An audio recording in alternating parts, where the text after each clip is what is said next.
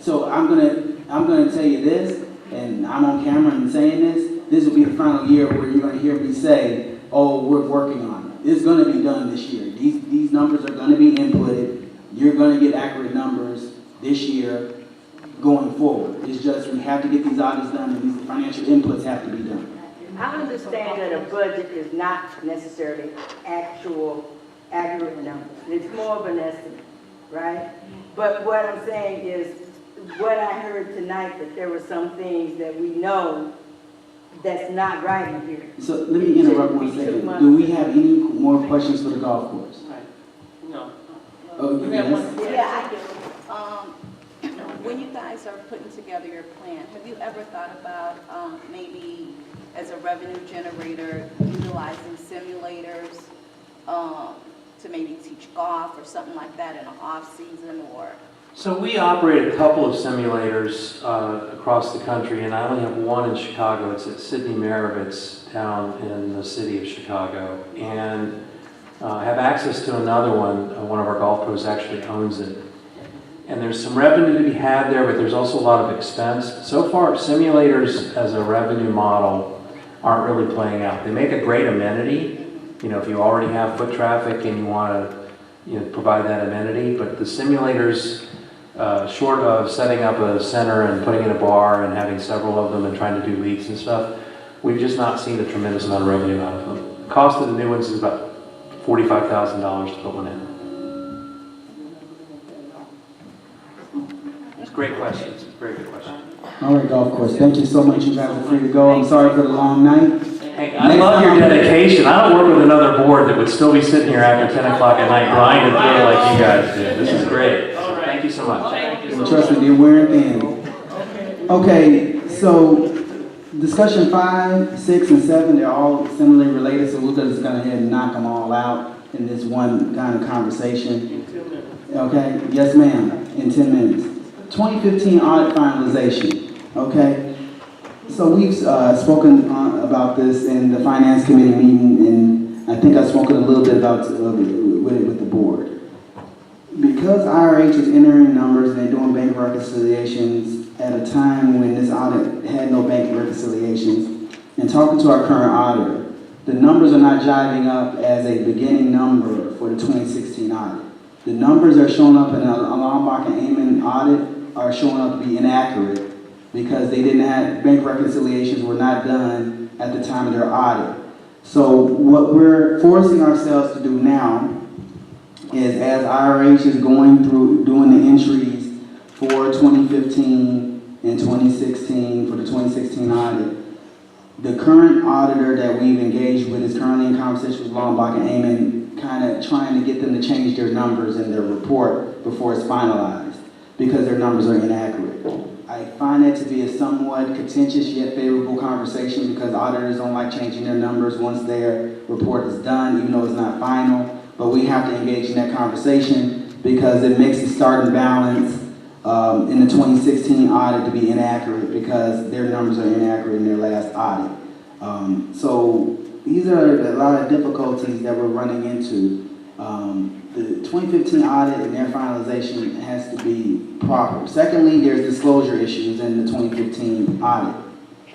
One of the disclosure issues is there's a disclosure comment that basically states that the village has knowledge of not being under investigation by any law enforcement authority due to any malfeasance or any practices in regards to the finances. I cannot sign off on that because that's not to be true. So the village attorney has to sign, do a separate document with Lombard where I'm signing disclosure, basically saying opposite of that, basically a side letter saying that we are currently under investigation by federal law enforcement authorities, that at the time of the audit there are alleged allegations of malfeasance and misuse of finances ranging back several years. So we're kind of dealing with those legalities. That's what's stopping us from finalizing the 2015 audit, which has been always stopping the finalization of the 2015 audit. It's just nobody actually just delved in and kind of dealt with it up front. We just kept kicking the can down the road and say, we're just not going to finalize until we're ready to do the next audit. But now I'm ready to do the next audit, and now I'm having an issue.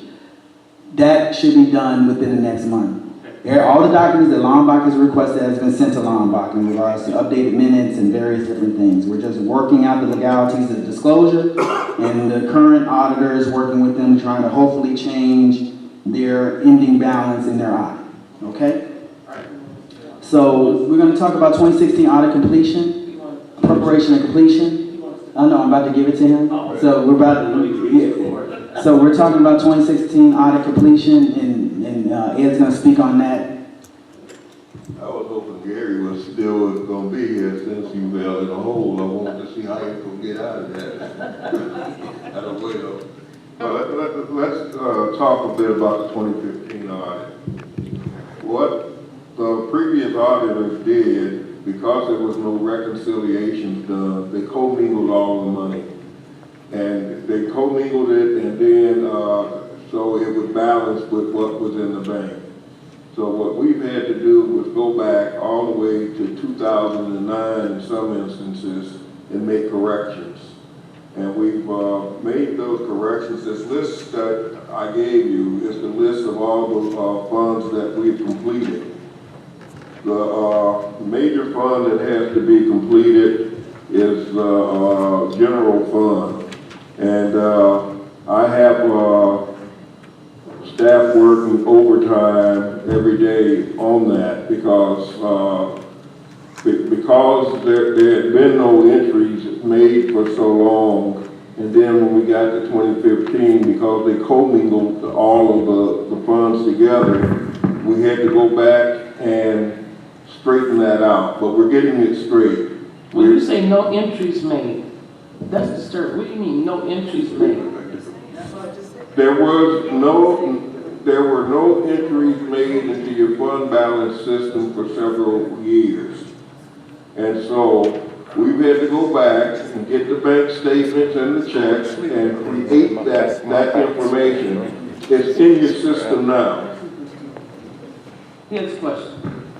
I'm sorry. Okay, when you say it's not entered, so that means that money was spent and no one entered what was spent? That's right. Nobody did anything. Oh my God. So what we've had to do was go back into fund balance, get the checks, get the bank statements, and actually go in and make the entries into fund balance. And in doing so, I think 2010 was the last year that there was a clean audit. But even going back there, we found some errors that we had to correct so that to get everything in the balance. So right now, through 2016, we finished June, was finished last Friday. July and August are being done this week, and we're going to be through by the end of the month. The problem that we still have is that we have a few documents that we still need in order to complete the reconciliations. Once the bank reconciliations are done, then the auditors are able to start their work.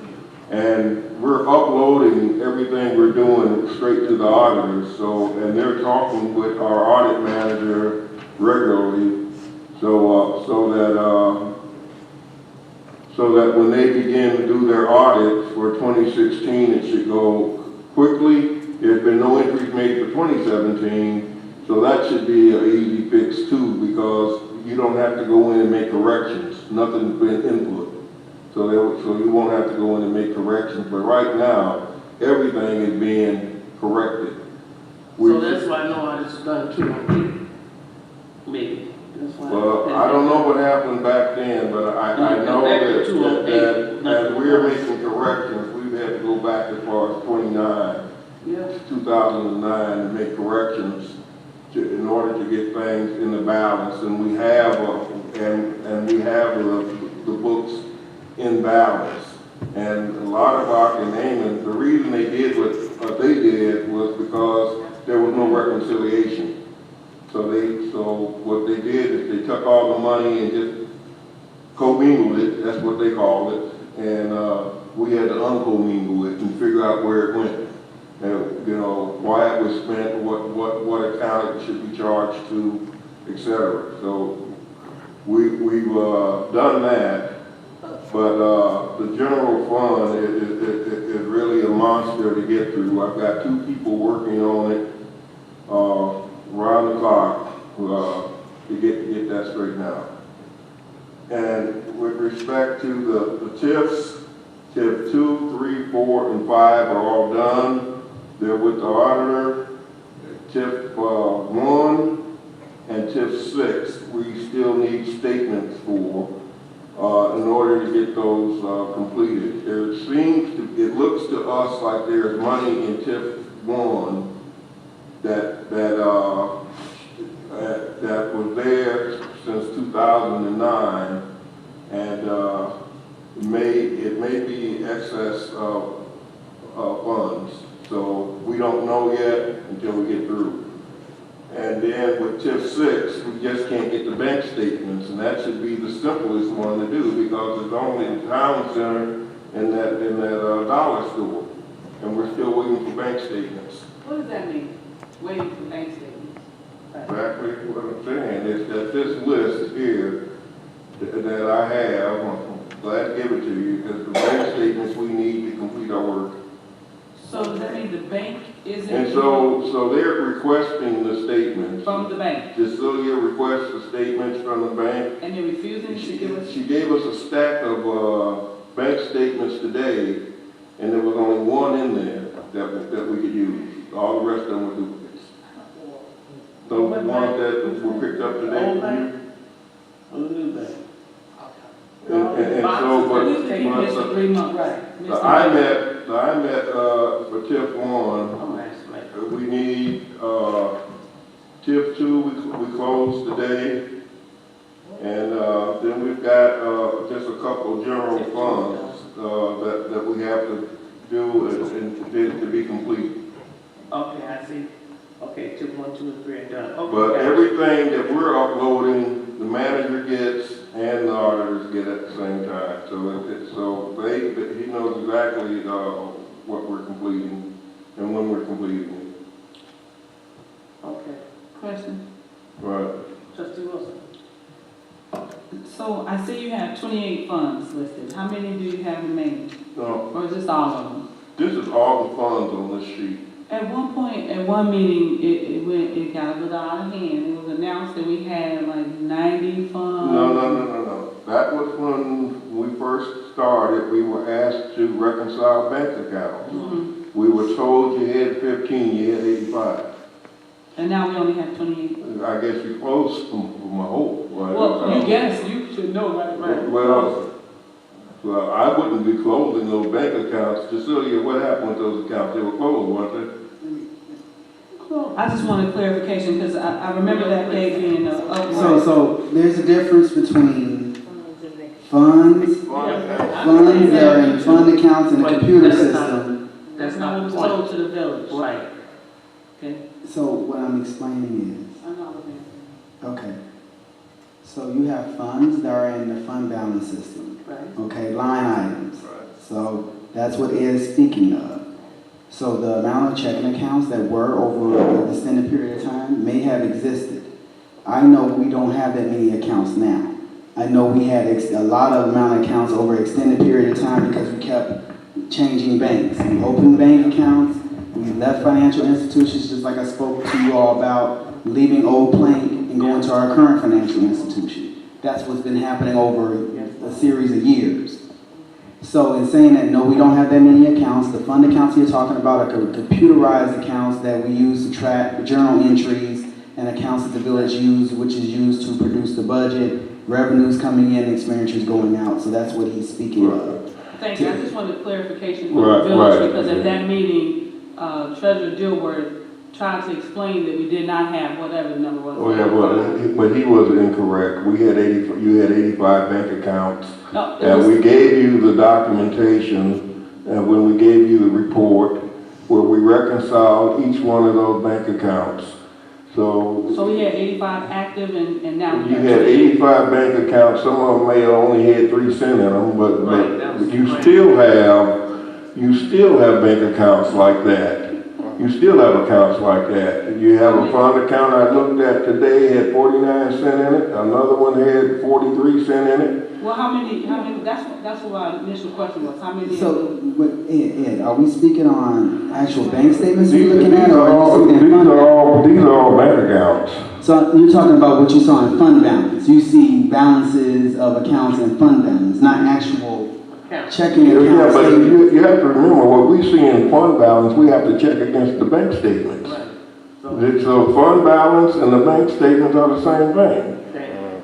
They're the same thing. We're not talking about something different here. Today we posted, if you look today, you'll see we posted 2 accounts. One had 43 cents in it and one had 49 cents in it.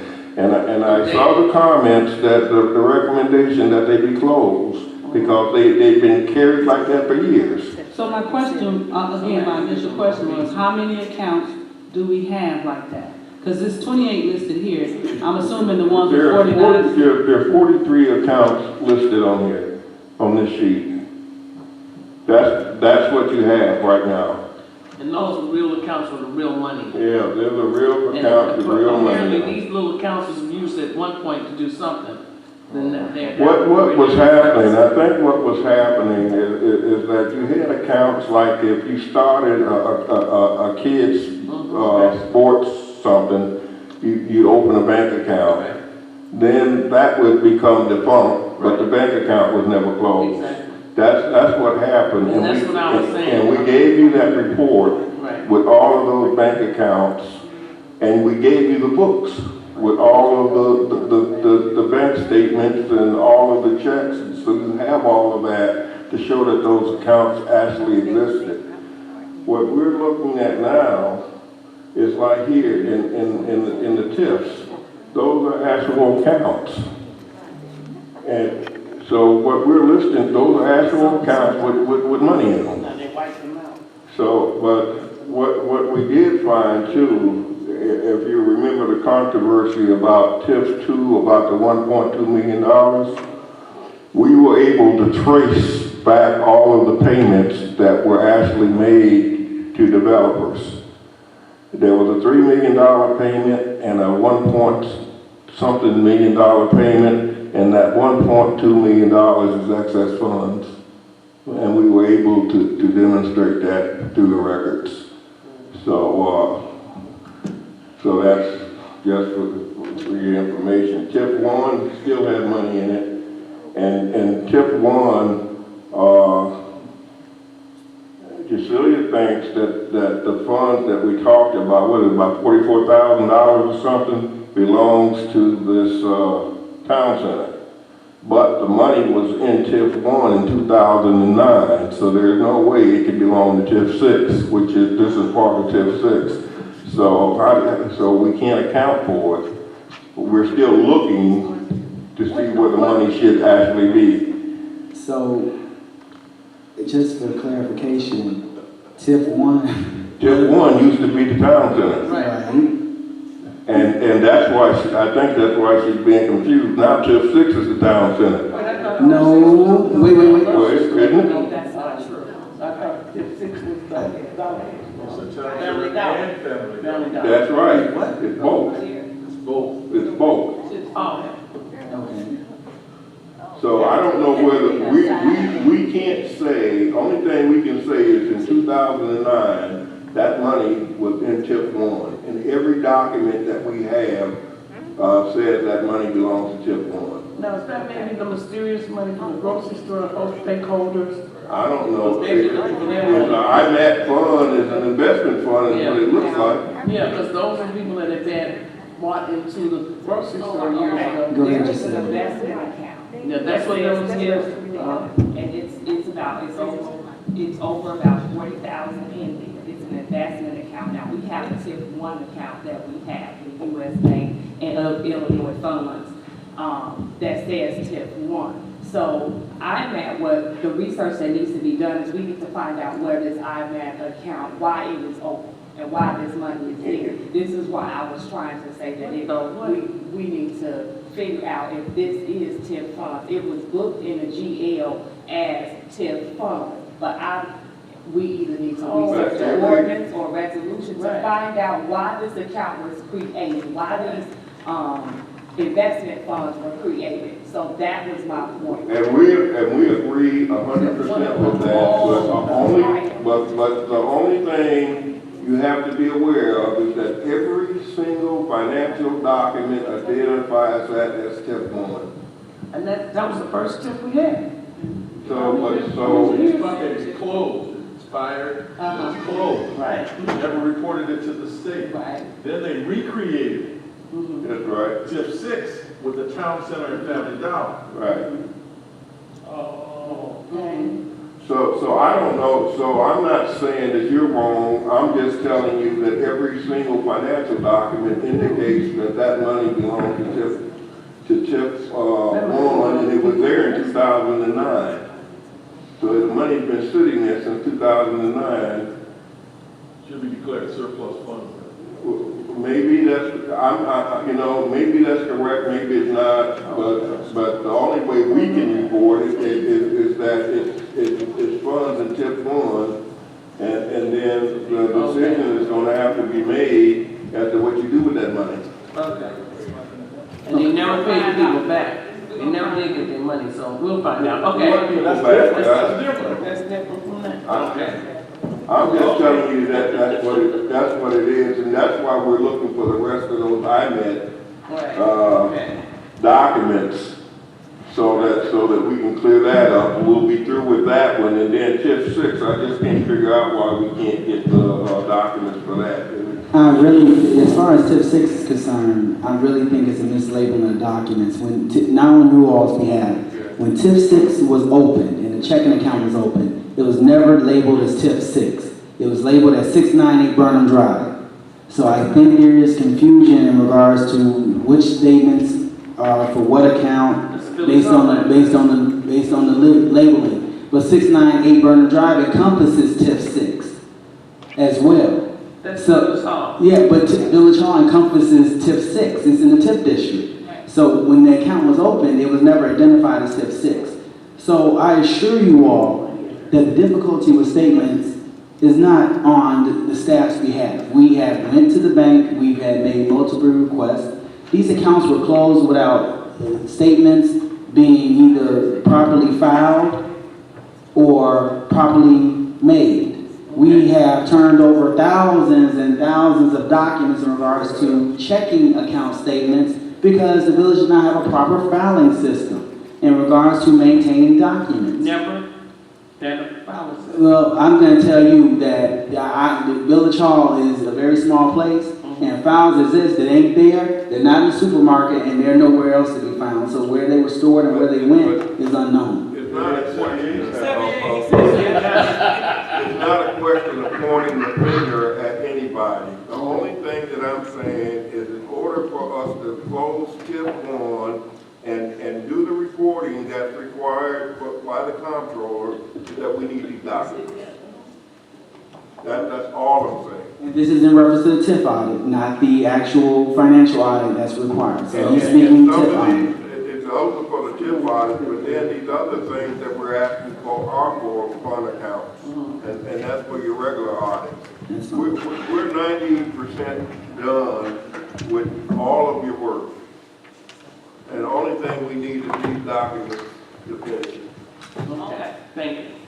All right, that's that. All right. Because I gotta go teach a class in a minute. Okay, no worries, and I gotta teach a job. We're done with all the topics. Okay, did you have 2015 or 16? He just talked about 16 as well. 2015 was back when Ms. Townsend was village manager. That's the one that they're trying to talk to a lot of Mark and Amon about. Okay, clear that one up. Okay, And then 2016 is your new auditor, will do that. okay. Okay, thank you. All right. All right, that's it.